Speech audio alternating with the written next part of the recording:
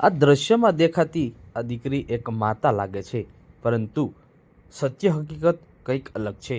આ અમરેલી જિલ્લાની એક એવી સંસ્થા છે કે જ્યાં નાના દિવ્યાંગ બાળકોને સાચવવામાં આવે છે, તેનું પાલન પોષણ કરવામાં આવે છે. ત્યારે આ દીકરી આ બાળકને પોતાના ભાઈ સમજી અને એને આજે આ ભોજન ખવડાવી રહી છે. મારું નામ કછડિયા હરેશભાઈ. આપણી આ જે સંસ્થા જે છે એ 2015થી આપણે કાર્યરત છે અને જૂન 2024થી આપણે શૈક્ષણિક કાર્યની શરૂઆત કરી. આપણી સંસ્થામાં 8 વર્ષથી લઈ અને 18 વર્ષ સુધીના મંદબુદ્ધિના દિવ્યાંગ બાળકોને આપણે વિનામૂલ્યે પ્રવેશ આપવામાં આવે છે. અહીંયા દરેક બાળકોને રહેવા અને જમવાની સુવિધા તદ્દન નિઃશુલ્ક છે. અને આપણે ભૌતિક સુવિધામાં જોઈએ તો પિરામિડ શૈક્ષણિક ધરાવતું આપણે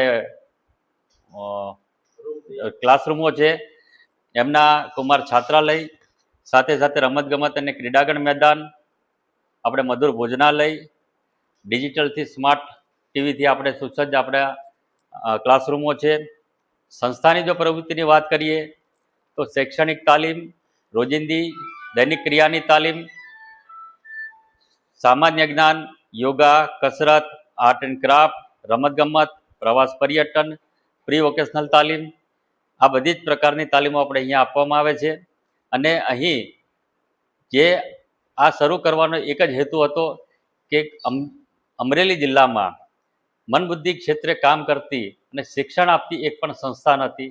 એને ધ્યાનમાં રાખીને મારું વતન હોવાથી મને એમ થયું કે ભાઈ આ સંસ્થા આપણે આ વતનમાં શરૂ કરીએ, કેમ કે હું છેલ્લા 25 વર્ષથી મનબુદ્ધિ ક્ષેત્રે આ ફિલ્ડ સાથે સંકળાયેલો છું અને મારી જે સેલરી થાય છે એ સેલરીમાંથી આ સંસ્થાનો નિભાવ કરી રહ્યો છું.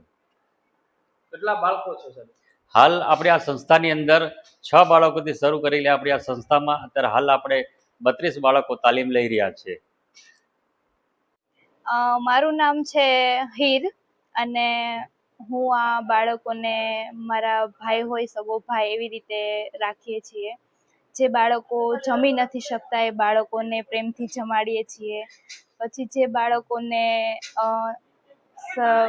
સવારથી લઈને બધી ક્રિયા, મતલબ કે બ્રશ કરવાનું, નાહવાનું, જમાડવાનો, સવારનો નાસ્તો, તો આ બધી ક્રિયા છે તો એ બાળકોને અમે સવારે કરાવીએ છીએ. બેન, કેટલા સમયથી તમે કરાવો, કેટલા બાળકો છે? બાળકોમાં વાત કરીએ તો 30 બાળકો છે અત્યારે અને 1.5 વર્ષથી આ સંસ્થા શરૂ છે. નામ રમેશભાઈ મોહનભાઈ ખૂટ, મારું ગામ નેસડી.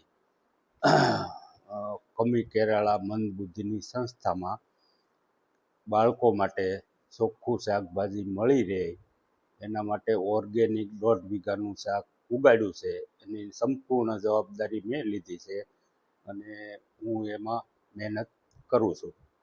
છોકરાઓને તાજી વસ્તુ, સારી વસ્તુ મળી રહે. બીજું, અમારે છોકરાઓને ચોખ્ખું દૂધ મળી રહે અને ચોખ્ખી છાશ, ચોખ્ખું ઘી, એના માટે ગૌશાળા બનાવવા માગીએ છીએ. 5 થી 10 ગાયો 5-10 લીટર દૂધ કરતી હોય એવી ગૌશાળાની તૈયારી અમે કરીએ છીએ.